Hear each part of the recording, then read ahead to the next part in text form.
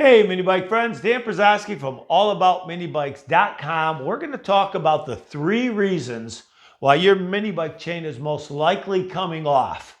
1 and 2 are so-so depending. I usually think it's number 3, but maybe not. It depends on your bike.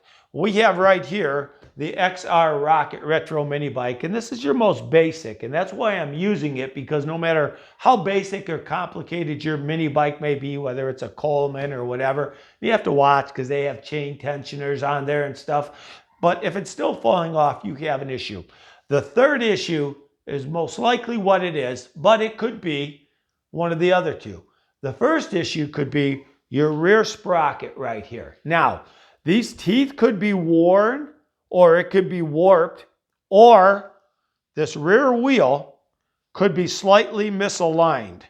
And what I mean by misaligned, if you say, well, no, mine's static and it really can't move, like this one, then it could be that you did something with your motor, or it loosened up and it's cocked itself a little bit one way or the other. And what happens is at first it seems okay, but as the bike gets going, even with your chain tensioner on, it gets going and it will take and it will end up falling off. That's one reason. The second reason on here could also be that your chain itself has a bad link or something in there. Check your master link. You might have a bend, a crink, something like that.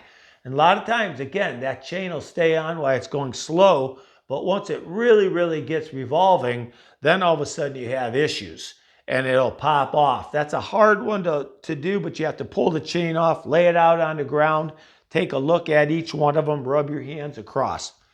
One of the biggest reasons that I've kind of seen is where it gets out of alignment, and that's with your clutch.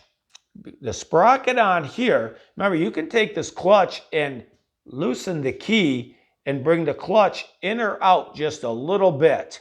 And the way you want to check for the alignment, I've got a chain guard on here, but you take that chain guard off, and what you'll do is you'll take a ruler and put it from here, a straight edge, from here, the sprocket, up against the sprocket in there. And you look in the back and you can see, is it level side to side or is it twisted off? And of course, you can also get these levels that'll look, they're digital, and you put it on there and you can tell if it's running straight or if it's not running straight.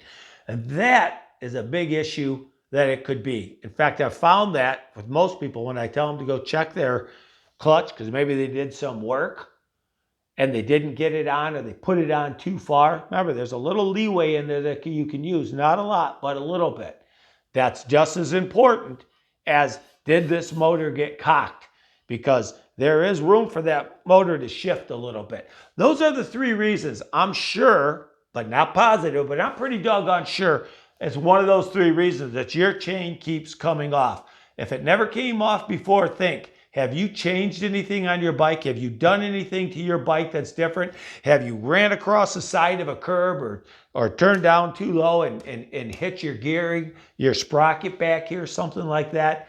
That's usually what it is, and you don't notice it at first. Anyway, tell me what you think. Check your bike out, see if it happens, and let me know if you get it fixed.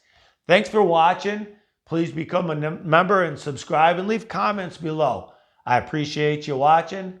Thank you. Have a great day.